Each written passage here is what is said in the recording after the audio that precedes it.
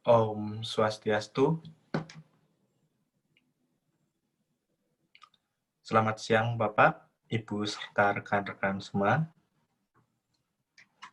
Di sini kami yang beranggotakan saya sendiri, Fani Bagus Dirandika, dengan 3 angka NIM terakhir 038, dan rekan saya, I Gede Sukma Wibawa, dengan 3 angka NIM terakhir 029, dan rekan saya yang terakhir, yaitu Ibu Tu Oskar Perdana Putra, dengan 3 angka NIM terakhir 026.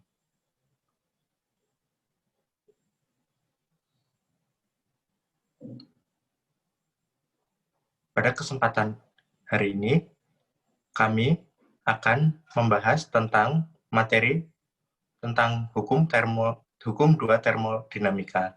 Adapun di subbab materi dari hukum 2 termodinamika yaitu ada 3.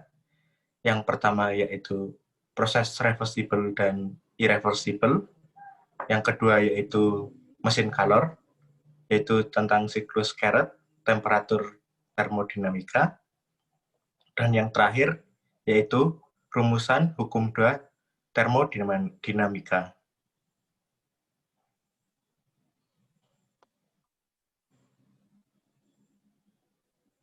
Baik, untuk materi yang pertama akan dibawakan oleh rekan saya.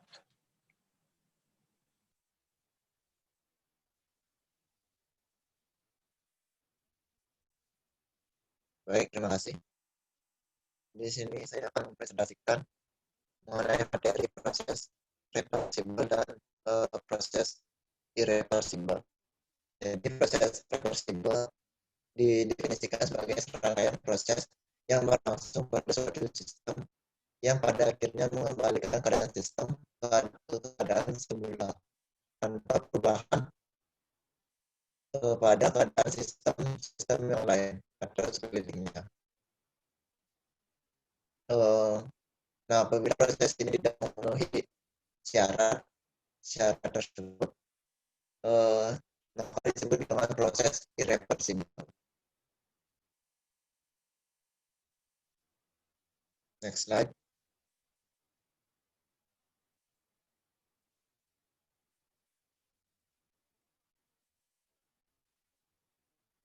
Jadi proses reversible ini hampir semua proses awal adalah proses irreversible. Proses reversible adalah proses yang berlangsung secara sempurna dan tak akan terjadi. Proses reversible adalah murni dan bersifat hipotetis. Kemudian proses reversible harus memenuhi kriteria sebagai berikut. Antara lain, yang pertama, tidak ada gesekan internal mekanis. Yang kedua, perbedaan suhu, tekanan antara zat, kerja, dan lingkungan harus infinitesimal.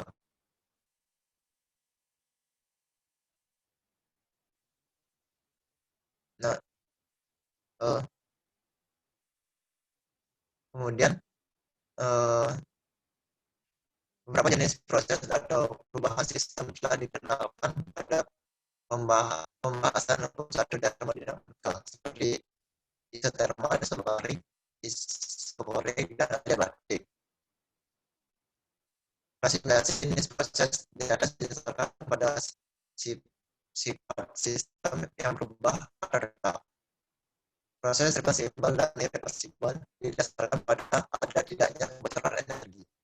Seperti di benda panas karena adanya gesekan, proses yang berlangsung tanpa adanya kebocoran energi disebut proses reversible. Sedangkan bila ada kebocoran energi disebut proses irreversible.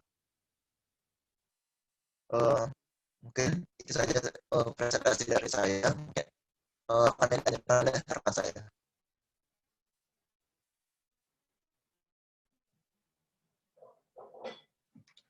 Baik, terima kasih atas waktunya. Di sini saya akan melanjutkan presentasi mengenai mesin kalor tentang siklus Carrot dan temperatur termodinamika. Perkembangan termodinamika pada abad sangat dekat kaitannya dengan permasalahan industri, yaitu mesin uap.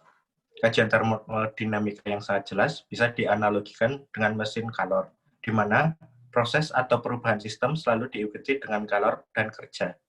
Seperti yang dinyatakan oleh Lord Hershwinson, sains berutang lebih banyak kepada mesin kalor atau mesin uap, dibandingkan dengan utang mesin kalori kepada sains. Utang besar sains kepada mesin kalor adalah hukum dua termodinamika dan besaran entropi. Mesin uap adalah salah satu kelas yang tergolong mesin kalor. Dalam ungkapan yang disederhanakan, mesin kalor dapat dianggap menyerap kalor Q1 dari sumber kalor dengan suhu yang lebih tinggi. Yang disebut dengan resistor kalor. Mengubahnya sebagai jenis ketiga menjadi kerja atau W dan melepaskan sisa kalor yaitu Q2 ke resistor kalor yang suhunya lebih rendah. Jadi bisa dilihat dari slide, resistor kalor adalah suatu model resistor yang mempunyai suhu homogen dan suhu ini tidak berubah bila terjadi transfer sejumlah tertentu pada panas atau kalor dari suatu ke resistor.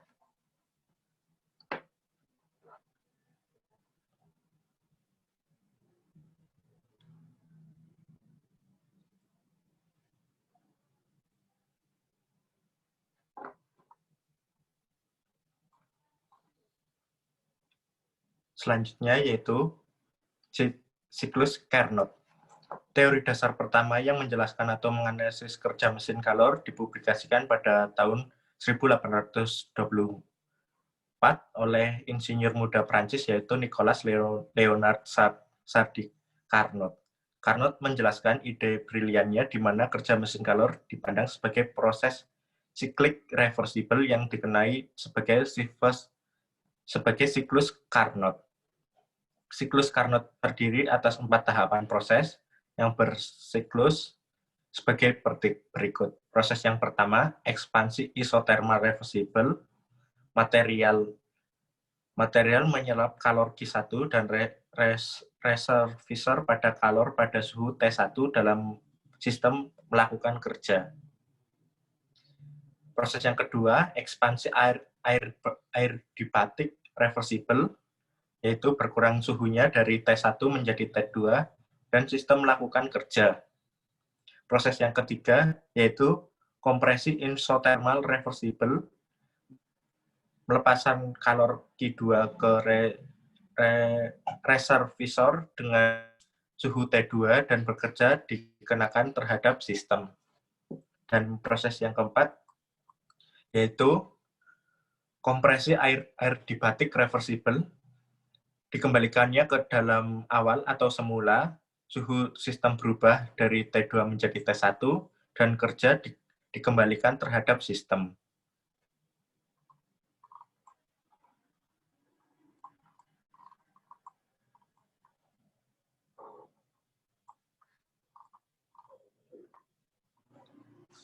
Yang kedua yaitu suhu termodinamika. Suhu termodinamika atau T didefinisikan dari prinsip kerja kalor ideal atau Carnot, tidak seperti konsep suhu yang lain, misalnya Celsius, yang didasarkan pada titik didih dan titik beku suatu bahan.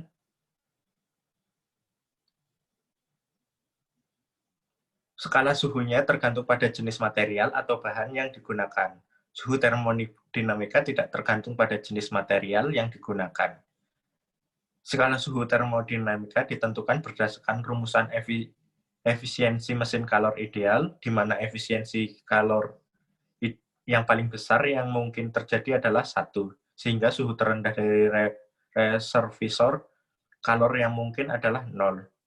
Walaupun secara matematika diperoleh efisiensi 1, namun secara kajian hukum 2 termodinamika, tidak ada mesin kalor yang mempunyai efisiensi 1 karena sangat melanggar hukum tersebut. Dengan demikian, teoritis suhu termodinamika terendahnya yaitu 0.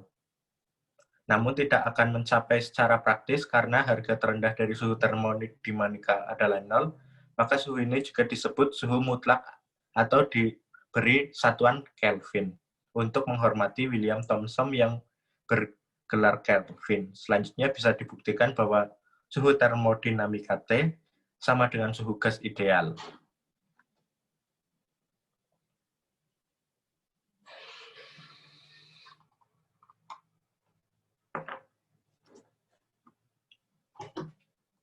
Baik, yang ketiga yaitu mesin pendingin dan pompa kalor Carnot. Cara kerja mesin pendingin Carnot merupakan kebalikan dari langkah kerja mesin kalor Carnot, yaitu yang pertama, sistem mengalami pemuaian secara air di batik reversible. Yang kedua, sistem mengalami pemuaian isoterm reversible. Yang ketiga, sistem mengalami komprehensi atau kemapatan air di batik reversible. Dan yang keempat yaitu sistem mengalami kompresi atau pemampatan isoterm reversible. Jika mesin kalor semula sejumlah kalor diserap dari reversivor bersuhu tinggi, kemudian dilakukan sejumlah kerja dan dilepaskan sejumlah kalor ke lingkungan. Maka pada mesin perbandingan terjadi hal sebaliknya. Sejumlah kerja diserap dari lingkungan ke sistem, sedangkan kalor dipompakan dari reversivor menuju ke bersuhu rendah ke reservoir bersuhu tinggi.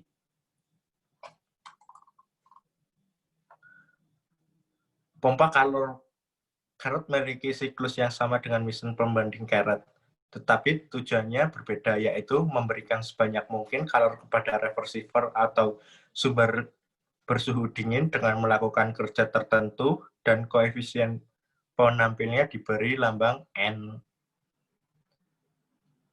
Dengan rumus sama dengan N sama dengan min Q2 dibagi W sama dengan Q2 dibagi Q1 plus Q2.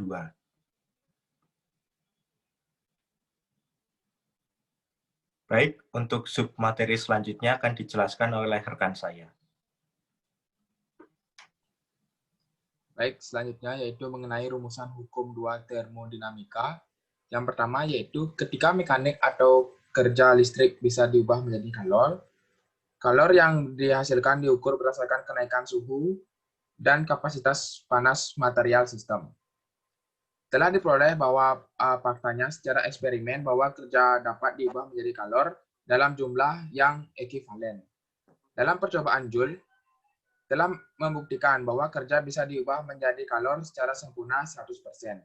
Kemudian, William Thomson, Kelvin, seorang ahli termodinamika, dan Planck, sampai pada pernyataan yang selanjutnya terkenal sebagai pernyataan hukum 2 termodinamika, yaitu tidak mungkin mengkonstruksi mesin kalor yang bekerja menurut proses siklik, hanya terjadi perpindahan kalor dari reservoir yang lebih dingin ke yang lebih panas tanpa melibatkan kerja dari luar. Dengan kata lain, kalor tidak mungkin pindah secara spontan dari suhu rendah ke suhu yang lebih tinggi. Kalor bisa pindah dari suhu rendah ke suhu yang lebih tinggi bila sistem yang diberikan kerja dari luar. Ini adalah prinsip kerja dari mesin pendingin refrigerator. Selanjutnya, yaitu kaitan hukum 2 termodinamika dengan reversibilitas. Hukum 2 termodinamika mempunyai keterkaitan dengan reversibilitas, hanya proses yang memenuhi kaidah hukum 2 termodinamika yang merupakan proses reversible. Sedangkan proses yang melanggar kaidah hukum 2 termodinamika merupakan proses irreversible dan merupakan proses siklik tanpa gesekan adalah reversible dan ada gesekan adalah irreversible. Proses siklik tanpa gesekan tidak melanggar kaidah hukum 2 termodinamika. Sedangkan bila ada gesekan melanggar kaidah merupakan hukum 2 termodinamika.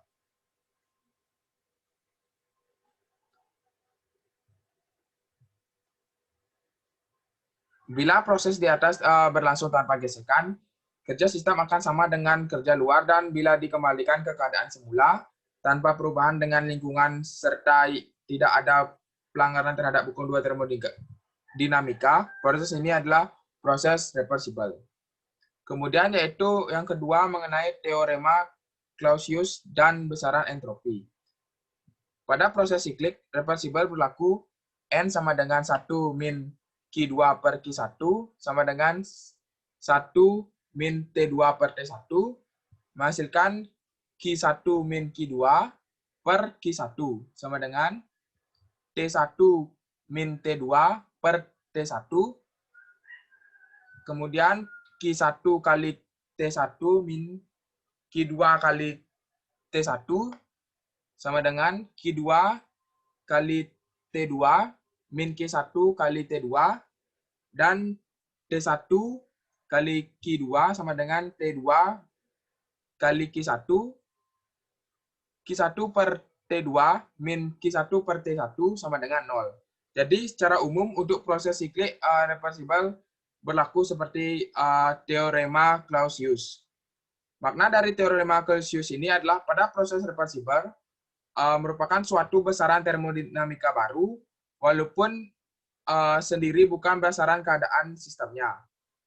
Faktor 1 per T adalah faktor pengintegrasi yang menyebabkan menjadinya diferensial ekstrak yang merupakan ciri besaran keadaan sistem. Besaran termodinamika baru ini yang disebut dengan entropi.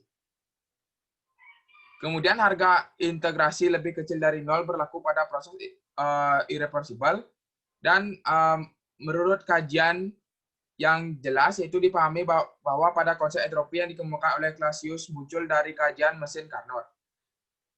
Jadi sekian presentasi dari kelompok kami. Mohon maaf jika ada salah kata. Kami tutup dengan Parama Santi. Om Santi Santi Santi Om.